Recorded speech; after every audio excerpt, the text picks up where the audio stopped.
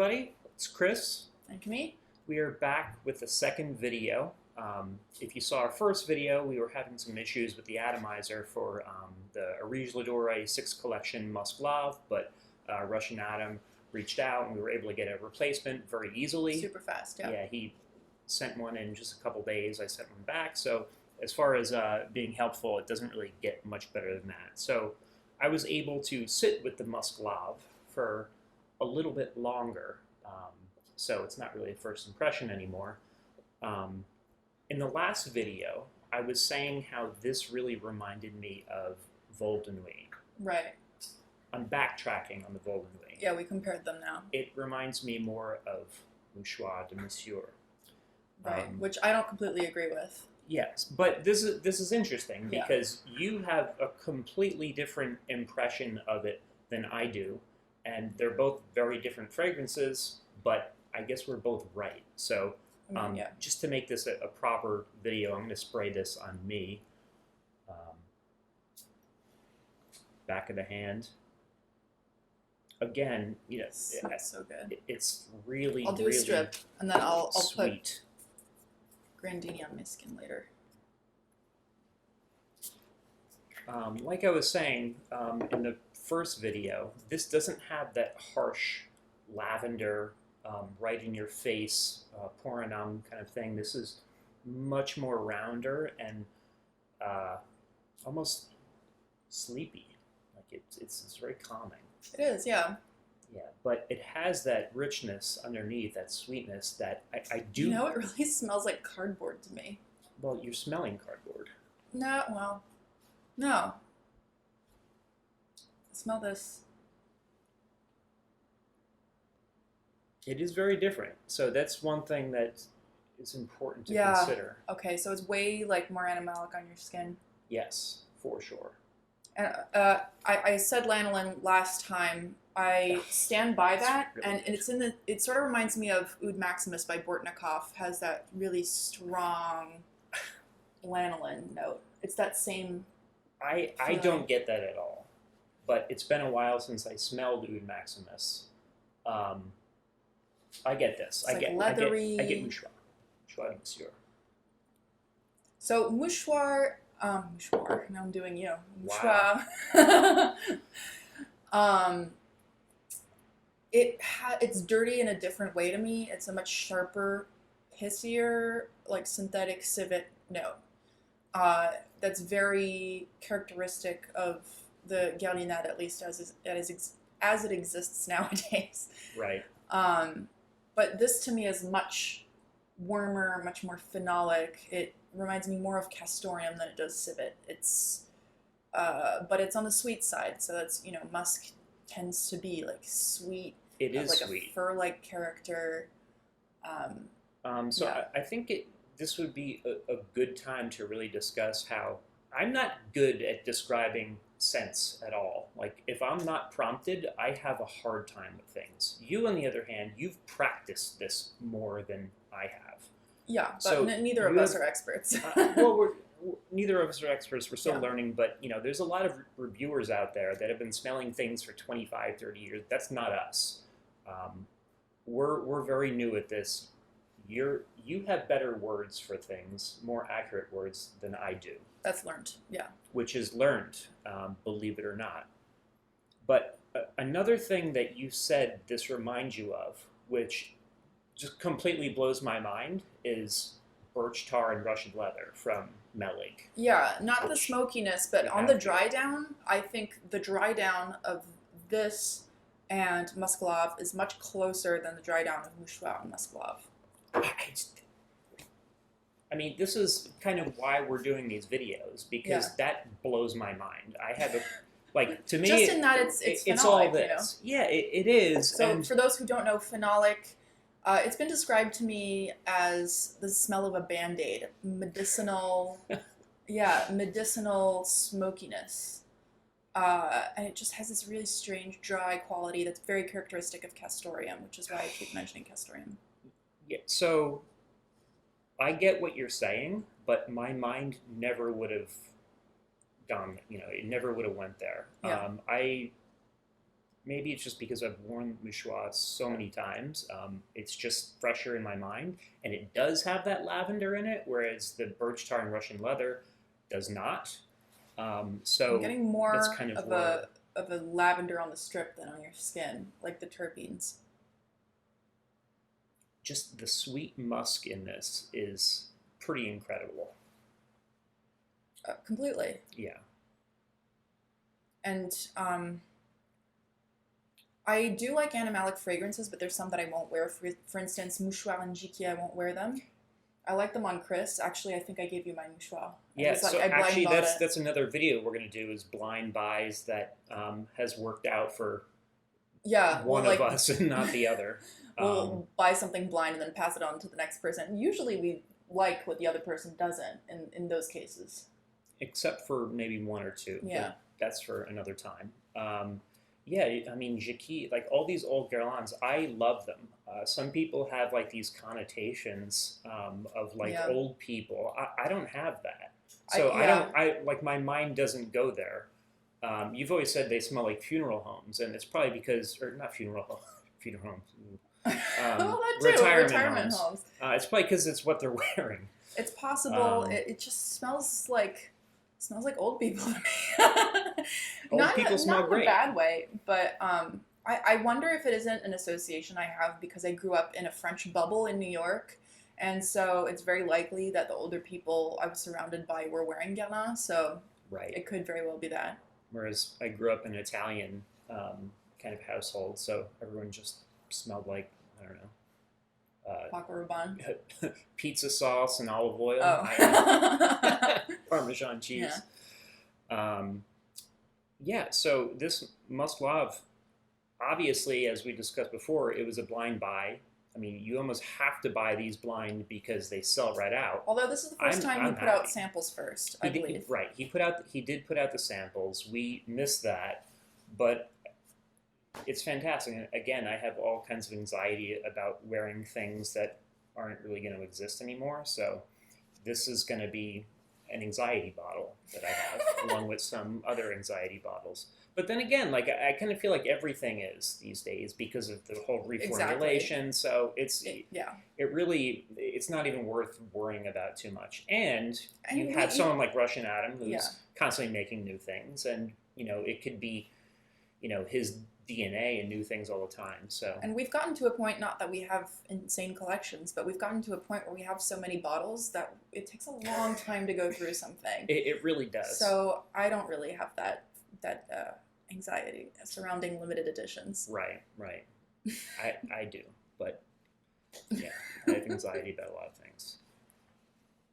So yeah, I don't really want to hang on this one too long because we did get the Grandenia that we want to talk about. Yeah. We just got it yesterday. I will just say that there's like a talcum powdery note to this that really smooths it out.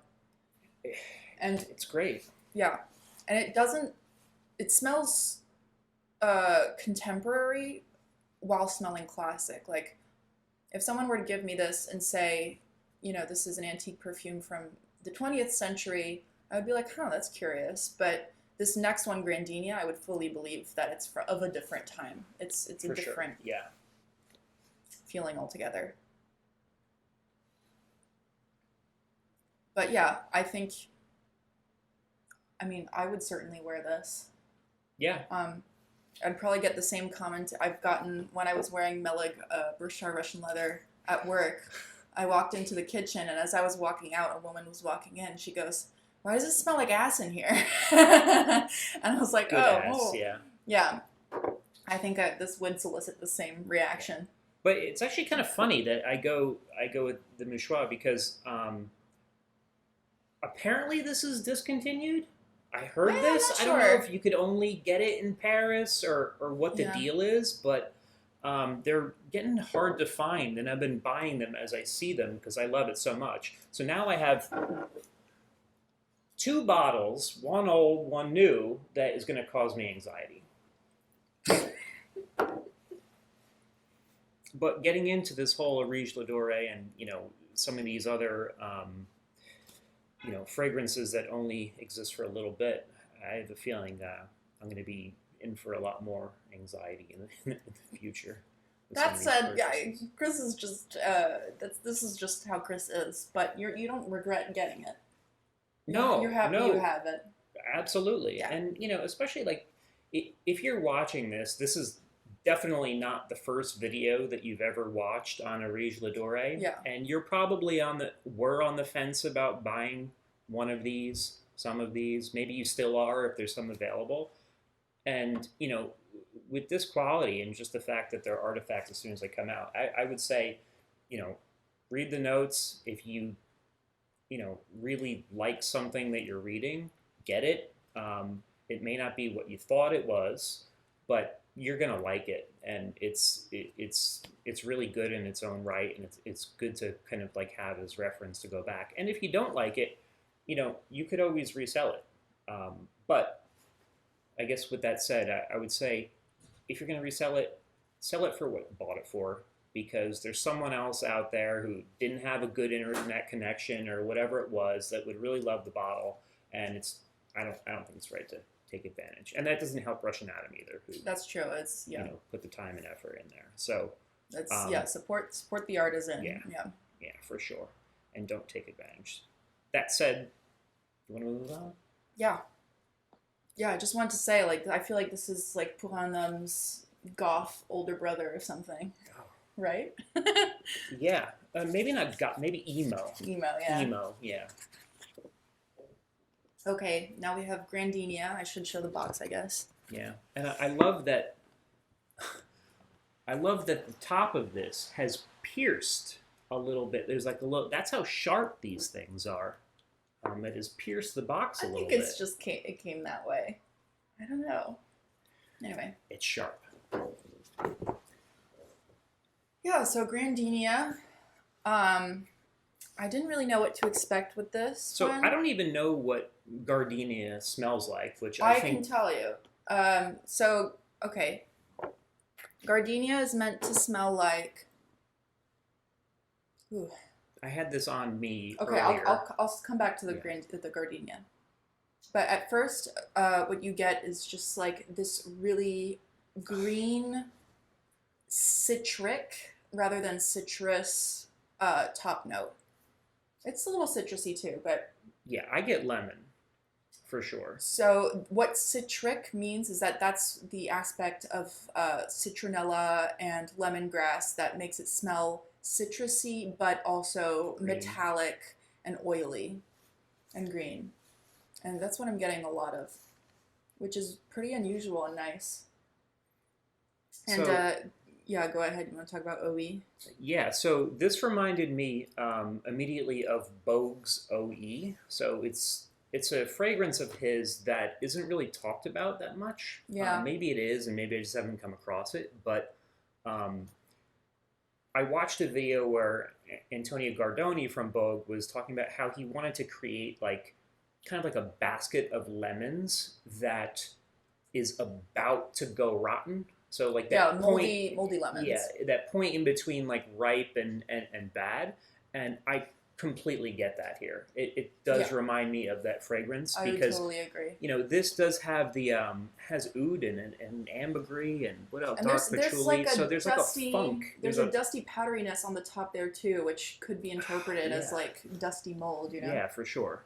I will also point out that they are bergamot and lemon accords from 1920. So why accords and not oils? I'm assuming this means that it's a base that a company made, a proprietary blend in the 1920s.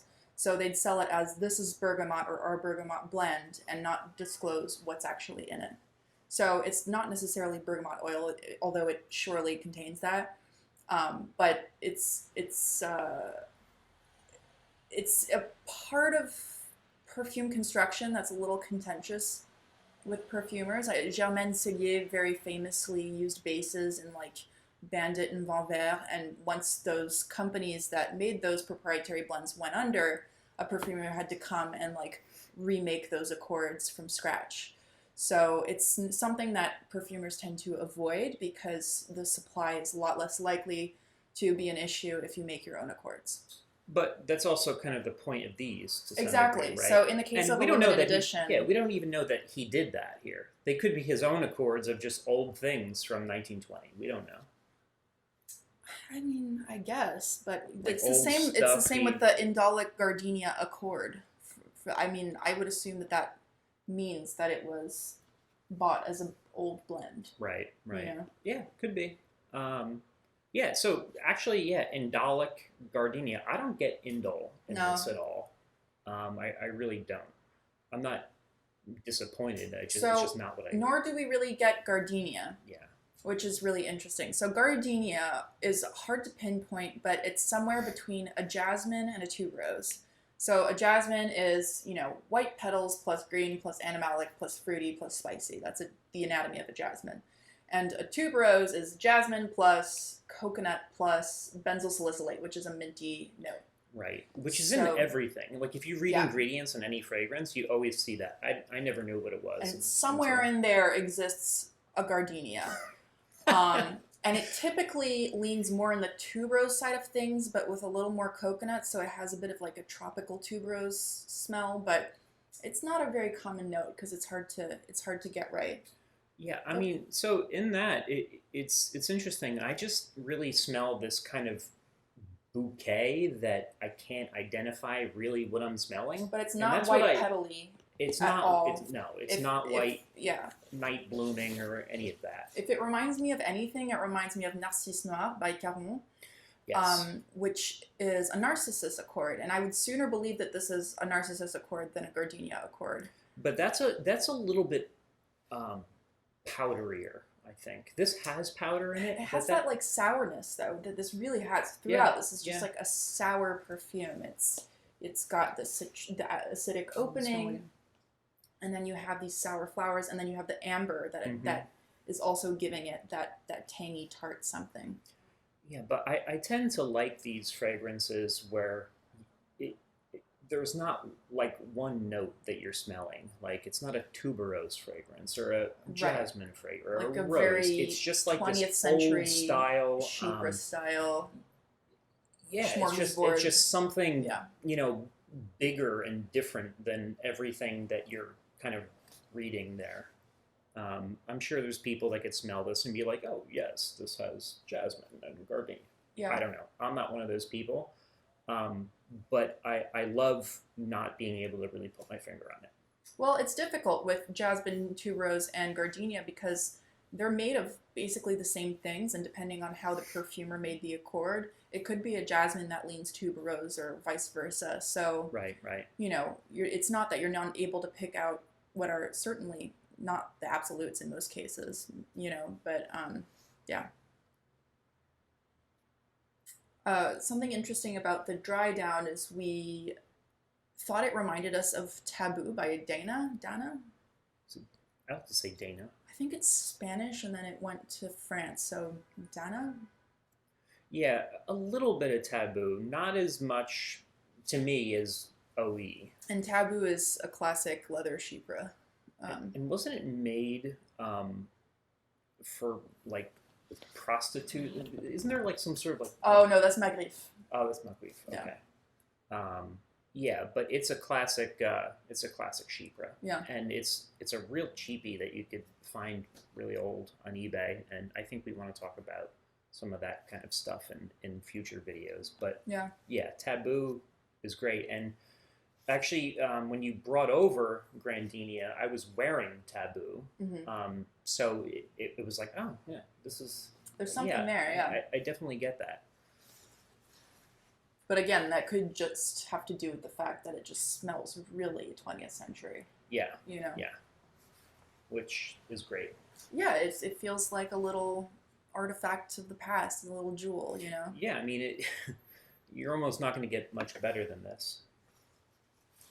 Or much closer. You're kicking and it's wobbling. Oh, I'm sorry.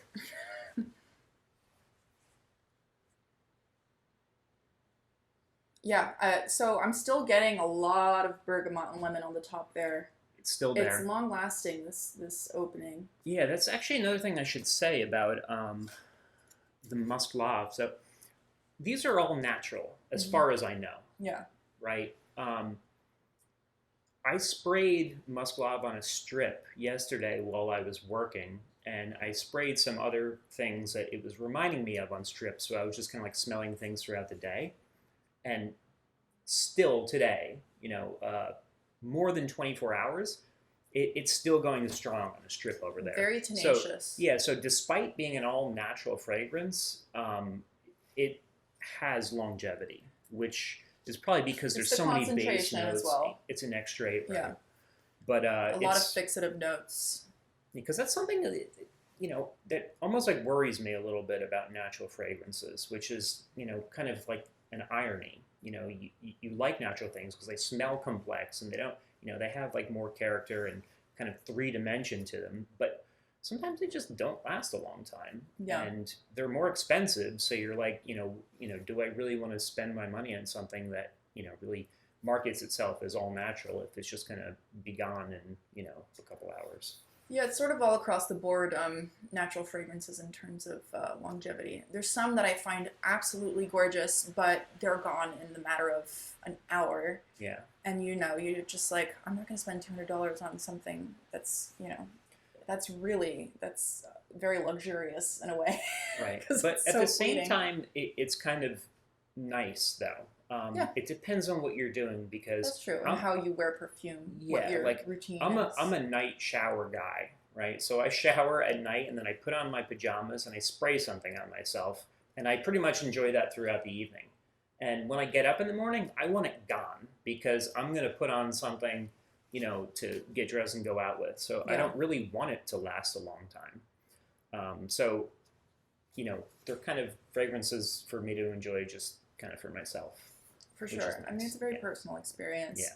We don't wear fragrances to get, compliments or whatever. It's very Annie much. droppers, is that? I'll even wear stuff that Chris doesn't like, and vice versa. Like Yeah. It's a very individual thing.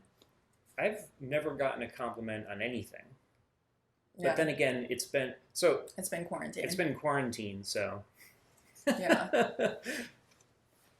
I will note also on the subject of natural perfumery that I can't pinpoint exactly which one, but this reminds me of a little house by this English guy living in the south of France called Sharini, and they're all natural perfumes and they're all very beautiful and very reasonably priced. Right, yeah. And a lot of the oils he extracts himself, not unlike Russian Adam and Bortnikov actually. Right. And this reminds me of one of his perfumes. I'll have to revisit my samples and I'll put in post what that might be. And also I will add this compared to Narcisse Noir, like with whether that's a legitimate comparison, because I just don't have the bottle with me here.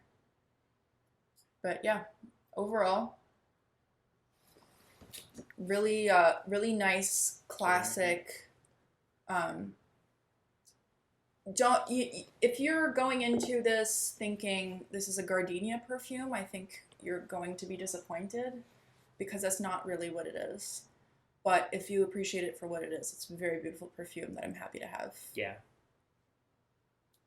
For sure. Yeah, I would just say like super ambery.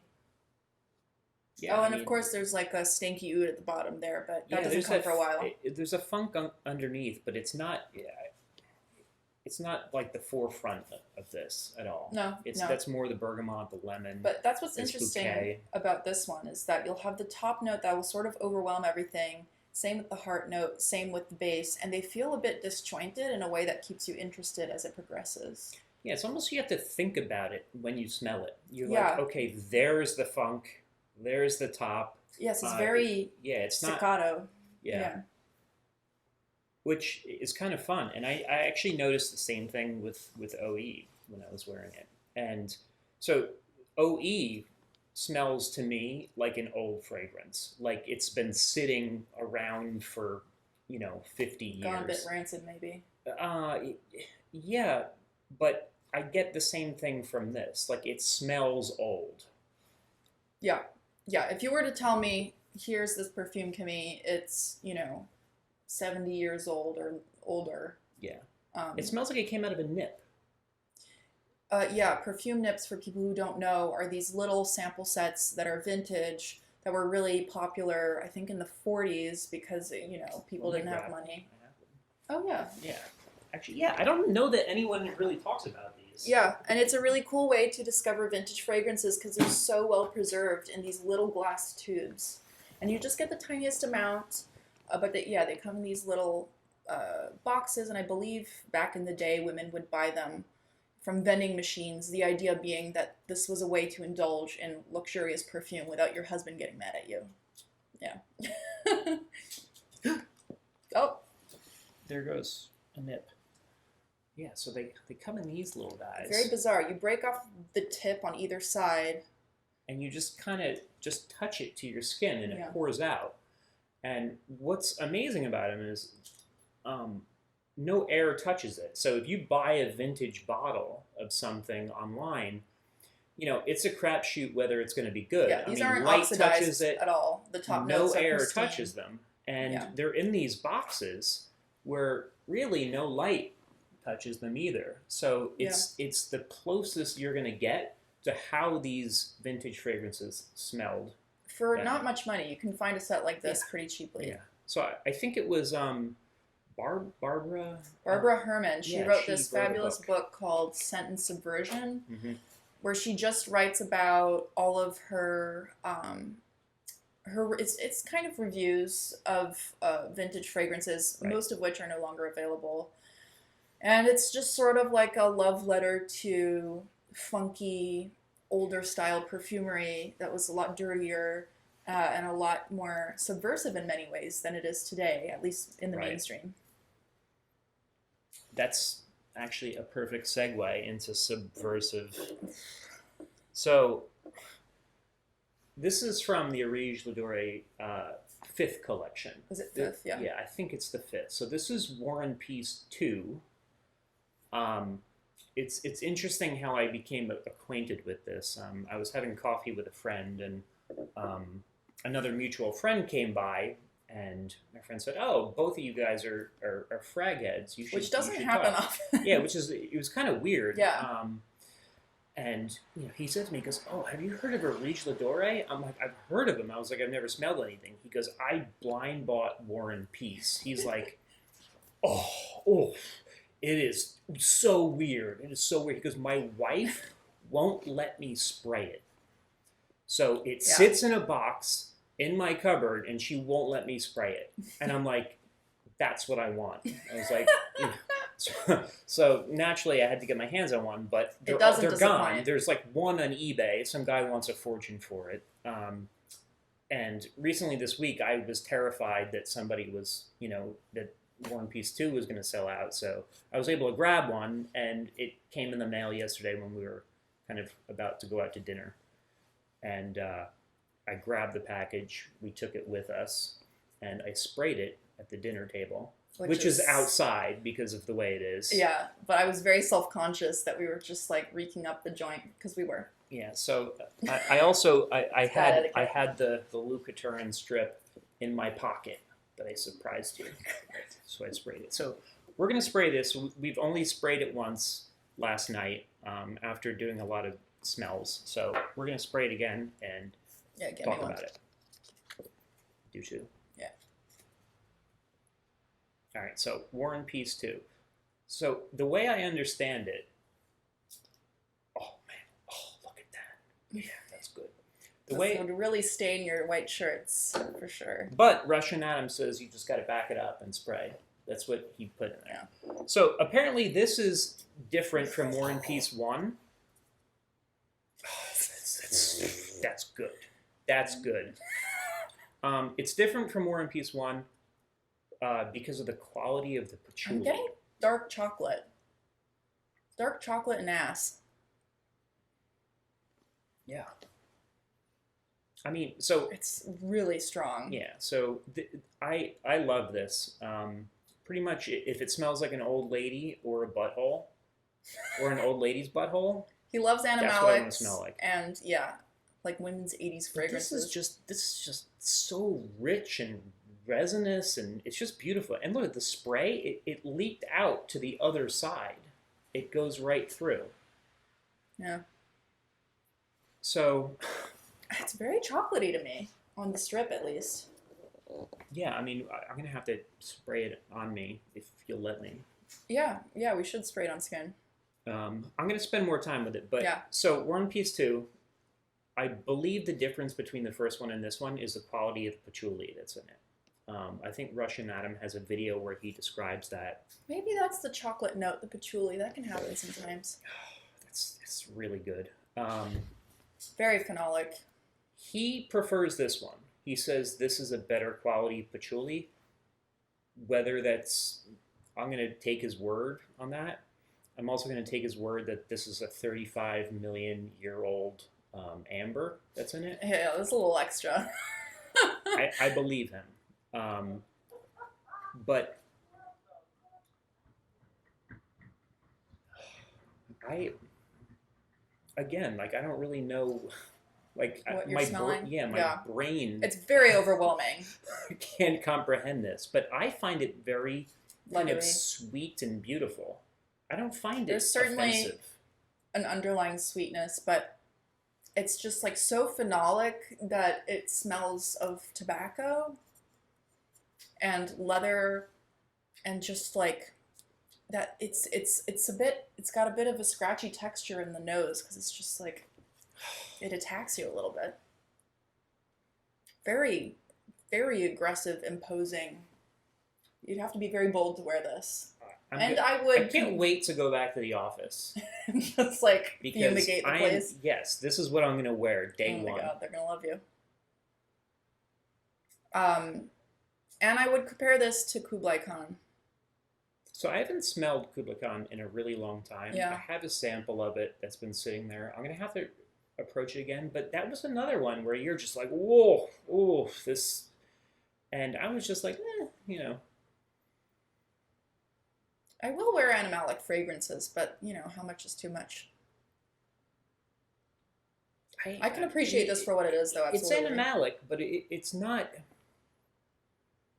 It's not like it's not fecal to me or pissy. It's This just smells not like fecal. fur. It smells like fur. Yeah, to me. That's fair. Fur, Musky fur. like if a beaver rolled around in an ashtray. Oh, that's good. And then lit a cigar. I mean that. Yeah. Yeah. Again, we're War and Peace 2, Blind Buy. I had to have it. It's a hell of a blind buy. I'm happy to have it. And That's something that if I were to blind buy this, I would either pass it on to you or flip it, because I wouldn't wear this. But that's purely just my taste. There's certainly a market for this. In the perfume nerd world, anyway. And I have anxiety about wearing this one too. Not because I'll offend people, but because this is it. Yeah.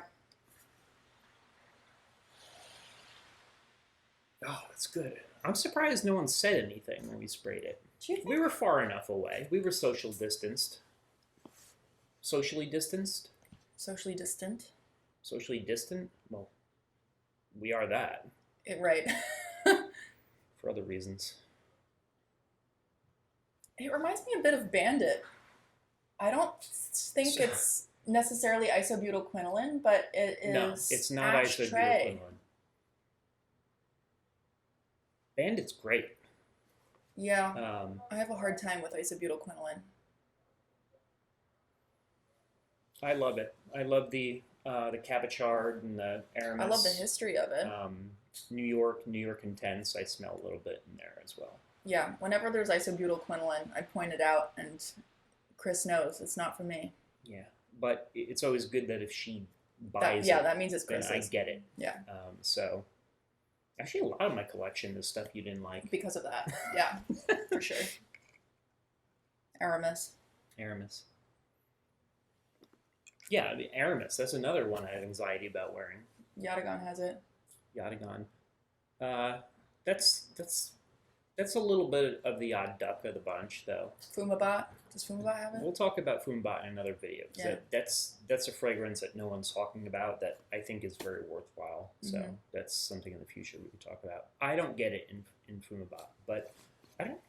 Yeah, it's in Yatagan, but Yatagan, I really get that celery note in there. To me, Yeah, it's more of a honestly, I'd have to green. resmell it. Yeah. Yeah. So yeah, so Areej Le Doré 6 collection, Grandenia, Musk Lave. We love them.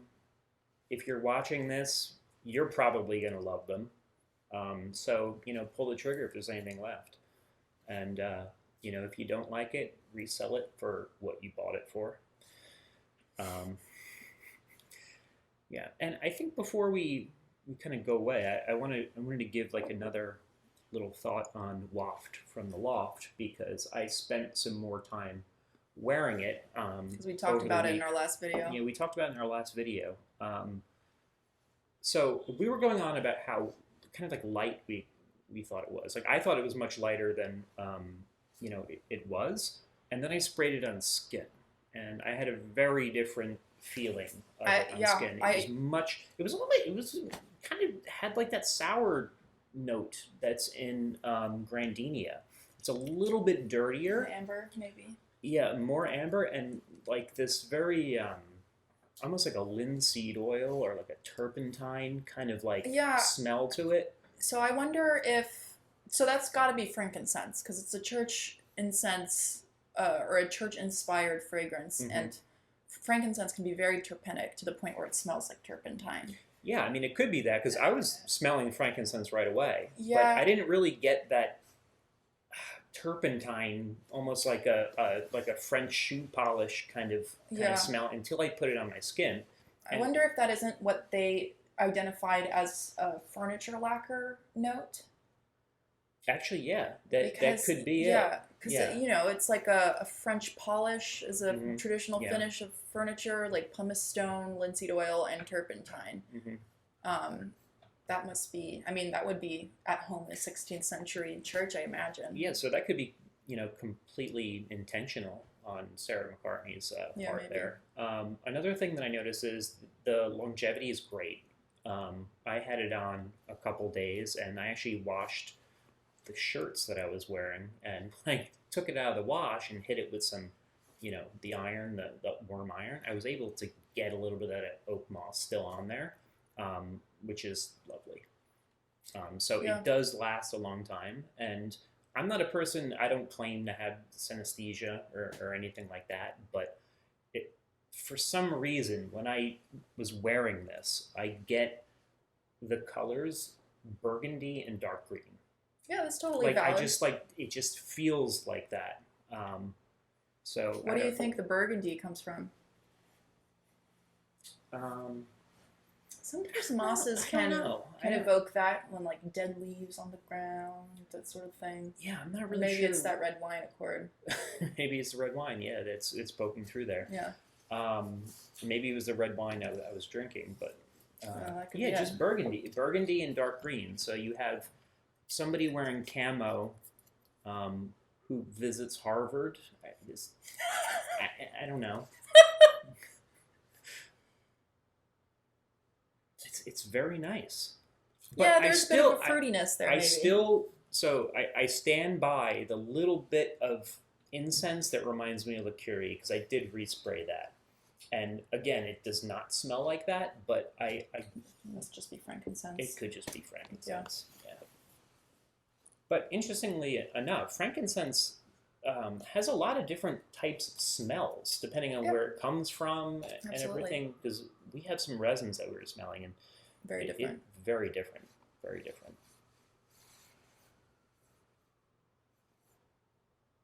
Yeah. Now that you mentioned burgundy, the color. Yeah. I'm noticing a sweetness, a bit of a sappy sweetness. Maybe fruity, dried fruity. Yeah, almost like dried, like fruit. Mm-hmm. And that sappy sweetness does come with moss at times. Burgundy and dark green. There it is. Yeah. Well done.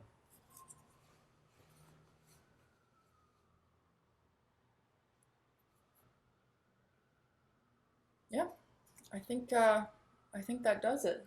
Yeah, I think that does it. So the Grandenia, the atomizer worked. I got my replacement, so we are happy as anything. Yeah, and I think we'll keep our ears perked for future collections now. Yeah, for sure. Mhm. I think we're gonna have to be those people that are rushing One to of get those. it. Yeah. Well, I mean, we did it this time, right? We were those people. We were those people. We are those people. But I think if you know notes that you like and you have smelled Russian Adam's work, in the past, I can't see you buying anything from him and just being like, no, not liking it. It may not be what you thought, right? It is, but I'd be. There's a lot of okay variation here, though. There is. I mean, I guess Musk Lave and War and Peace are more cousins than, I guess, Grandenia would be the outlier there. Yeah, and actually, so War and Peace 2, Musk Lave, I had them both drying on strips overnight, and they're more similar in that dry down than the opening, for sure. That said, and strong the next day. Yeah, they're still strong, and I think they're both really good to have in a collection. This is so sweet to me. I'm really mad that we're late to the game. I want to try these Ottoman empires. Oh, and, yeah. The There'll be Luwak more. and stuff. Yeah. So actually, you know what? It might be worthwhile to talk about why we bought the ones we did from this collection. Yeah. Because there's some other ones. A lot of people were really into the whole Santal Galore and the Agar de Noir. Right. And which I guess is like a big oud. Is that what it is? Yeah. So I mean, some other reviews, people were comparing it to the Luwak, to the oud Luwak. Right. Some other people were saying, oh, it has similar DNA to some of the other collections.